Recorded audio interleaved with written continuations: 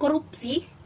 Korup artinya buruk, suka menerima uang suap atau sogok, memakai kekuasaan untuk kepentingan diri sendiri. Sedangkan arti koruptor orang yang melakukan kegiatan korupsi.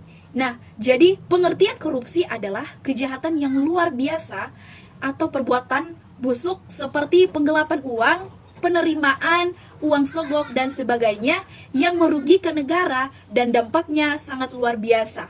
Nah, gerakan anti korupsi berdasarkan Undang-Undang Nomor 30 Tahun 2002, pemberantasan tindak pidana korupsi dirumuskan sebagai tindakan untuk mencegah dan memberantas tindak pidana korupsi melalui upaya koordinasi, supervisi, monitor, penyelidikan, penyidikan, penuntutan, dan pemeriksaan di sidang pengadilan dengan peran serta masyarakat berdasarkan peraturan perundang-undangan yang berlaku.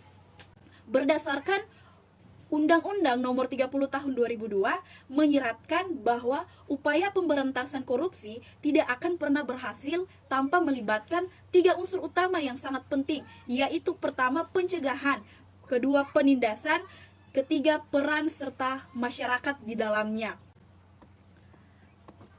Apa saja peran mahasiswa dalam sejarah perjalanan gerakan anti korupsi? Nah, di sini mahasiswa mempunyai peran yang sangat penting sekali.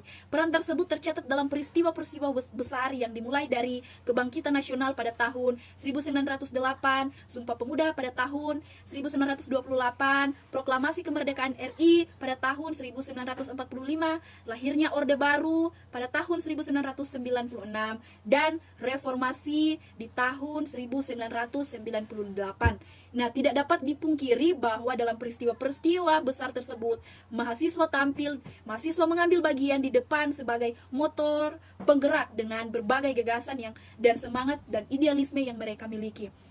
Nah, keterlibatan mahasiswa dalam gerakan anti korupsi pada dasarnya dapat dibedakan menjadi 4 wilayah, yaitu yang pertama dalam lingkungan keluarga, yang kedua dalam lingkungan kampus, yang ketiga di masyarakat, dan yang keempat tingkat lokal atau internasional. Saya akan membahasnya peran mahasiswa dari lingkungan keluarga. Nah, dalam lingkungan keluarga, mahasiswa melakukan kegiatan berupa melakukan pengamatan terhadap perilaku keseharian anggota keluarga. Misalnya, apakah penghasilan orang tua tidak berasal dari tindakan korupsi?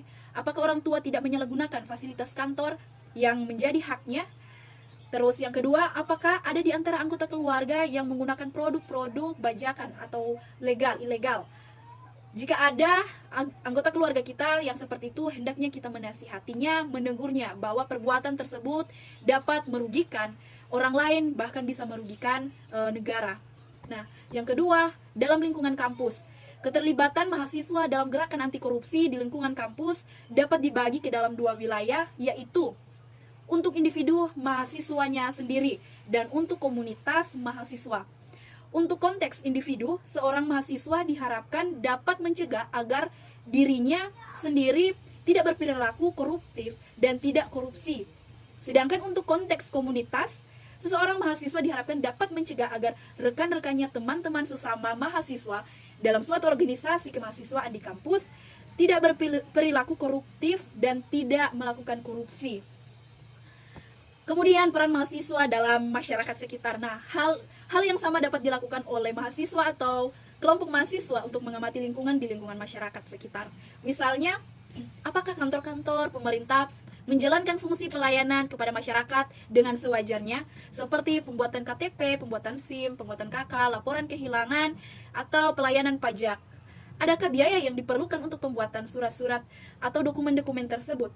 Wajarkah jumlah biaya dan apakah jumlah biaya tersebut resmi diumumkan secara transparan sehingga masyarakat umum bisa tahu? Nah, yang berikut dalam tingkat lokal atau internasional. Dalam konteks nasional, keterlibatan seorang mahasiswa dalam gerakan anti korupsi bertujuan agar dapat mencegah terjadinya perilaku koruptif dan tindak korupsi yang masih dan sistematif di masyarakat. Nah, mahasiswa dengan kompetensi yang dimilikinya dapat menjadi pemimpin atau seorang leader dalam gerakan massa anti korupsi yang baik bersifat lokal maupun nasional. Kesimpulannya di sini dan pesan saya, mahasiswa dapat diharapkan bisa tampil di depan sebagai penggerak anti korupsi yang didukung dan dikompetensi dasar yang mereka miliki. Diharapkan mampu menjadi agen perubahan, mampu menyuarakan kepentingan rakyat maupun mengkritisi kebijakan-kebijakan yang koruptif.